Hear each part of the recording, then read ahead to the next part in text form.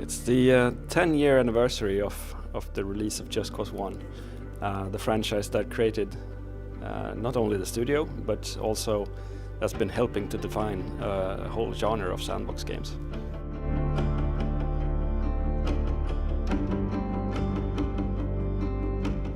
I don't remember really where we were at as a studio, and because I wasn't present at the studio at the day of the release. I was in San Francisco with our narrative director Odd Ahlgren, pitching new games actually, and I remember walking down the streets of San Francisco and passing by a whole wall of Just Cause 1 posters, which felt absolutely magic.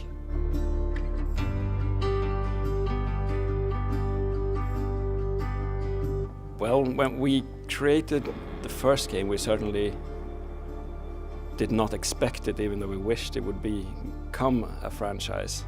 And I could definitely not see myself sitting here 10 years later, but we felt when we released the game that we really had success on our hands, that we had created something different and something that would stick out and create a difference in the genre, but also broaden the creative horizons of all other sandbox game developers.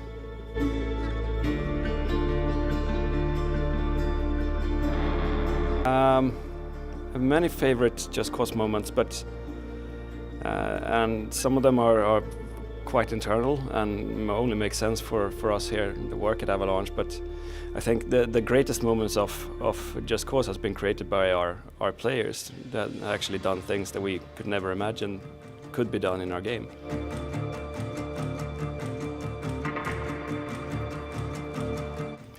Just Cause 1 was such a magic game because it was our first game. It was like when my first daughter was born. But it was fantastic because we pulled off something that most publishers and developers only thought Rockstar Games was capable of doing, and that was creating an open world game.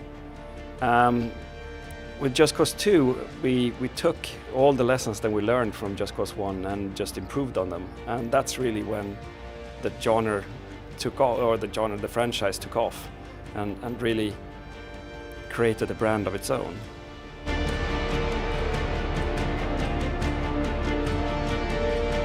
When I wrote the first concept document and the first game design document, a lot of it was focused around transportation, more or less. We want to offer our players multiple ways of getting from A to B in the world. And then the grappling hook and parachute was an idea that came up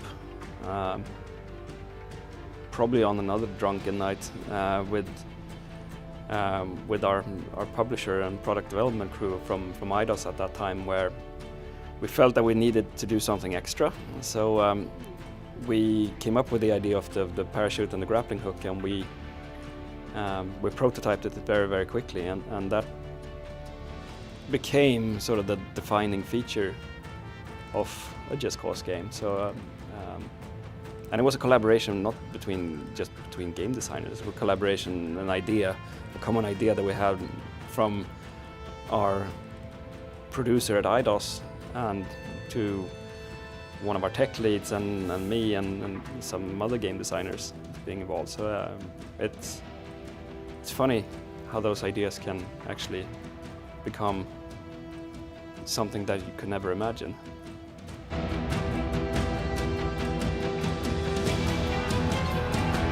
Game Worlds has almost every time been kind of grounded in reality, but then again they're not a simulation of the real world, because the real world is boring.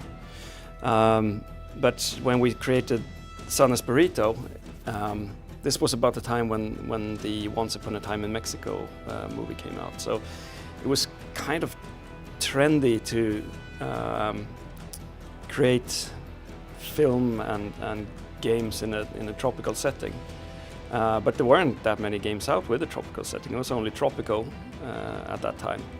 And so it felt fresh, it felt unique. Then with Just Cause 2, that was actually thanks to our narrative director, Odd Dahlgren, who's a big, passionate vacation traveler to Southeast Asia, who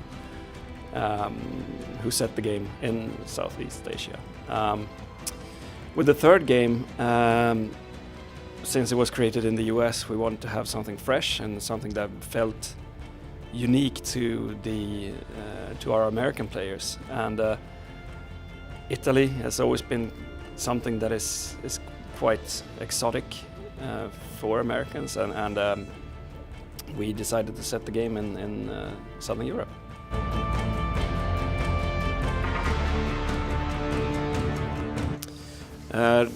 Rico was created in a bar on a napkin, and it wasn't really Rico that was created. It was more his actions that was created in that drunken drawing, where we wanted to illustrate a guy, our action hero, standing on the top of a car with a parachute, sort of waving behind him, and that was really how the game came about. Rico then grew from being more of a dude-like character with dreadlocks and tribal tattoos and camel pants to become a more slick and fresh action hero. And then he has evolved from kind of a silent type in the first game to a little bit more talkative in the third game. So we have got to know Rico more over the course of the 3 games.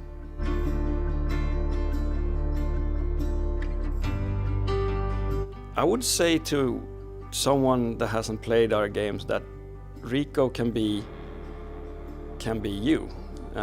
You can define your own Rico because you tell the story in the game when you're playing it.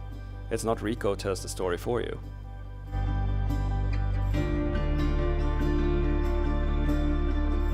I play with Rico trying to create everything that I haven't seen in a game or a movie before, because that's fully possible in the Just Cause games.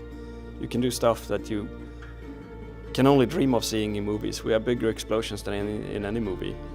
We have more exploding cars than in any movie or other game, so you can do whatever you like, and that's pretty much how I try to play. I try to do more crazy stuff than I could ever imagine doing in real life, or seeing in a movie or playing in a game.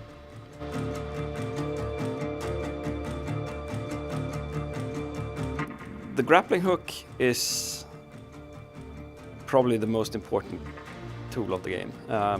The parachute needs to be there because otherwise he'll fall to the ground and die. But the grappling hook has become a way of transportation.